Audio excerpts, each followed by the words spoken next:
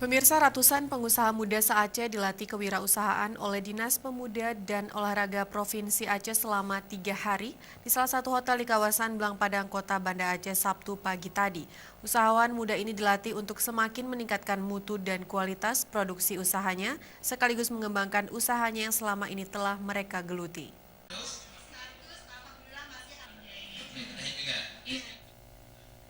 Kadispora Aceh Darmansah membuka pelatihan kewirausahaan bagi seratusan pemuda dari kabupaten kota se-Aceh.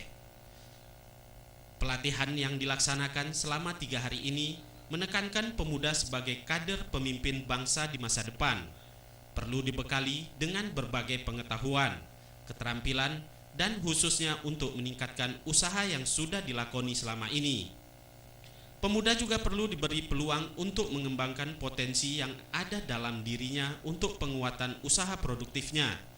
Dan bagi yang belum memiliki usaha, agar dapat termotivasi dengan melihat dan mempelajari teman-teman yang sudah memiliki usaha. Kadispora Aceh ini di hadapan ratusan pengusaha muda dari berbagai produk usaha menekankan pentingnya mandiri dan memiliki kemampuan melihat peluang yang ada di daerah masing-masing. Ia pun kagum dengan sejumlah pengusaha muda yang kreatif karena telah mampu merekrut tenaga kerja muda lainnya. Kita salut dan bangga kepada generasi muda kita, terutama daripada peserta pelatihan hari ini.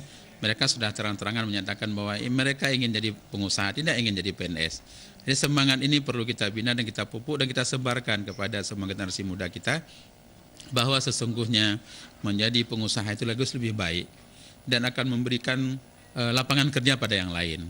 Jadi bayangkan kita sarjana S2 tapi kita tidak punya tenaga kerja. Tapi mereka SMP tapi mereka sudah ada 2-3 orang yang bekerja dengan mereka.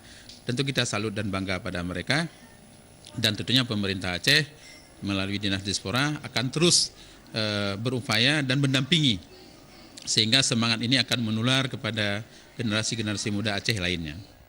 Saya utusan dari Aceh Tamiang. Saya menjadi korden. Di Aceh Tamiang juga.